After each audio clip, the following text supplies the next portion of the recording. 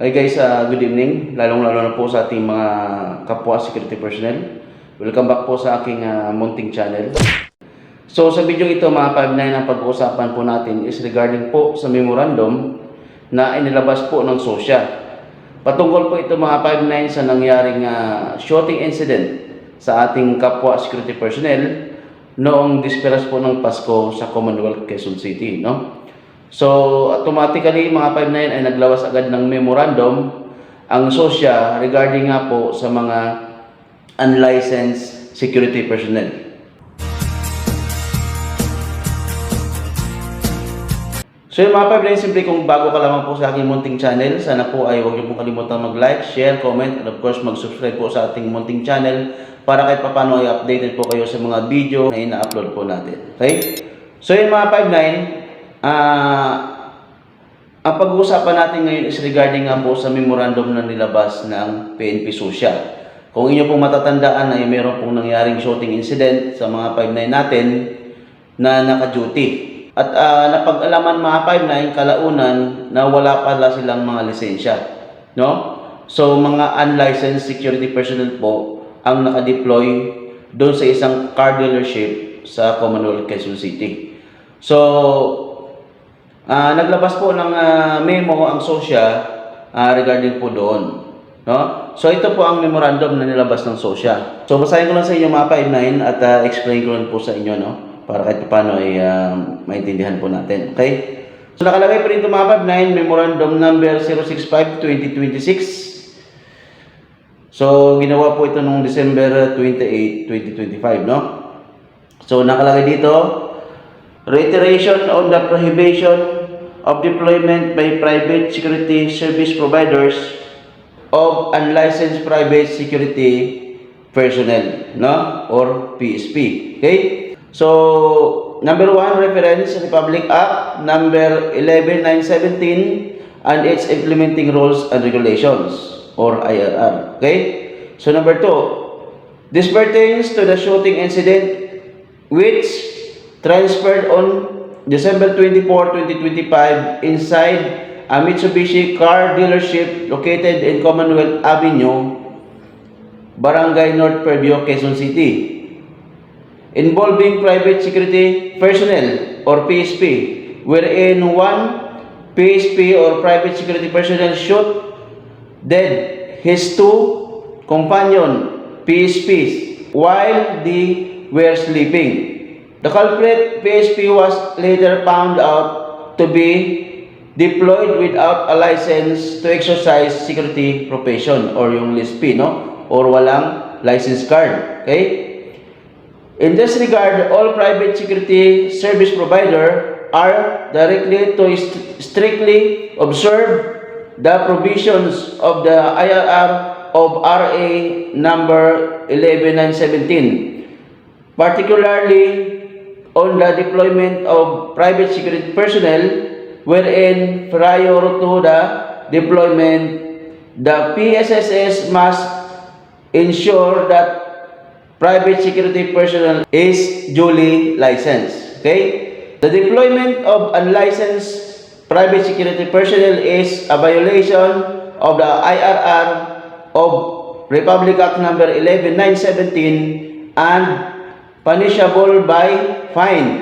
However, repeated violation of the provision may be a ground for revocation of the subject PSA or private security agency license to operate after due process for information, widest dissemination, and strict compliance. Okay? Then, pirmado po yan ng ating acting chief SOSYA. Okay?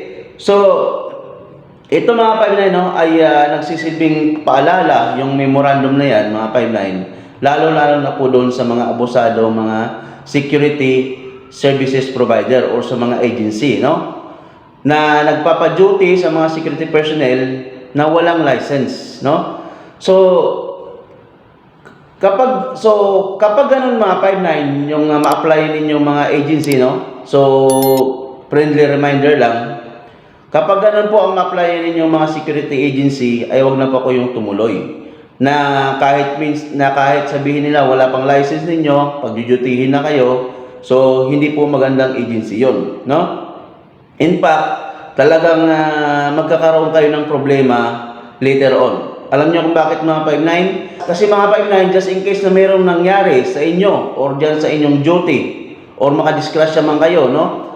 Dahil sa line of duty natin, so magiging kawawa pa rin tayo dahil unlicensed tayo or wala kayong license, no? So meron pong mga agency na pinagduduty ang mga 59 o yung mga gwardiya, lalong-lalo yung mga baguhan, tapos on process pa yung license, sabihin sila na maglalakad, tapos ibibigay na lang, tapos pagjujutihin na. So wag po kayong pumayag mga 59, no? At bawal na bawal po yan sa batas na pagjujutihin kayo na walang license. Tandaan po natin mga 59, ang license natin, ayan po ang ating privilege mga 59 at ang ating kasangga just in case na magkaroon po ng problema, no? Kasi yan lamang po ang paghahawakan natin, ang license na yan, na tayo po talaga ay legit na isang security personnel or tayo talaga ay tunay na gwardiya. Hindi yung gwardiya-gwardiyahan lang na basta lang sinuotan ng uniform, no? So, siyempre ay advice ko rin po sa mga baguhan or sa mga pumapayag na mag-duty na walang license, no? So mas maganda po mga 59 ay maging safe po tayo, no? Kasi isipin natin na okay na yan kahit walang license maka-duty dahil gusto natin kumita, no? So hindi po pa rin maganda dahil siyempre kabado tayo na mag-duty na wala tayong license or kulang tayo sa dokumento. Tandaan natin mga 59, nagtatrabaho po tayo para mabuhay at para matustusan po natin yung pangangailangan ng ating pamilya. Ngayon, kung magkaroon ng problema at wala tayong lisensya, at the end of the day, tayo po ang magiging kawawa. Ano? Kaya wag po tayong papayag mga 59, magpauto sa mga security agency na basta-basta na lang mag-duty na walang lisensya. Okay? Or sabihin nila to follow yung mga lisensya ninyo. So wag po kayong pumayag mga 59, no? So yan po ang magiging depensa natin, ang license po natin. At lang license po natin, yan po ang magpapatunay na tayo po ay tunay, legit na isang security guard, no? At duty na walang pag-anilangan dahil kumpleto po tayo sa dokumento, lalo-lalo na po ang ating license. Okay? So ganoon din po mga 59 sa nangyari na shooting incident, no? So bigyan lang natin ng kunting reaction, no? So yun nga mga 59, dahil nga wala silang lisensya, wala silang disiplina, no? At yun nga, hindi nila alam ang tinatawag na maximum tolerance. Okay? So, bilang isang security personnel mga 59, tandaan po natin na dapat lagi nating dala-dala ang ating pasensya. Kailangan mahaba lagi ang ating pasensya sa ating trabaho. So, kung pumasok ka na gwardiya, ay dapat yun ang pinaka number 1 na requirements. Yun po ang tatandaan po natin, no? Dapat mahaba po ang inyong pasensya. Okay? So, yun lang mga 59. Sana po kahit papano ay nakatulong sa inyo ang video ito para kahit paano ay siyempre maliwanagan kayo at mabigyan po kayo ng kunting inspirasyon at idea na hindi po basta-basta na pumasok bilang isang security guard, no? Nabibihisa ka lang tapos gwardiya ka na, no? So meron po tayong qualification, meron po tayong requirements, no? Para matawag po tayo na isang legit na security guard. Okay? So yun lang mga 59, maraming salamat po. God bless us all.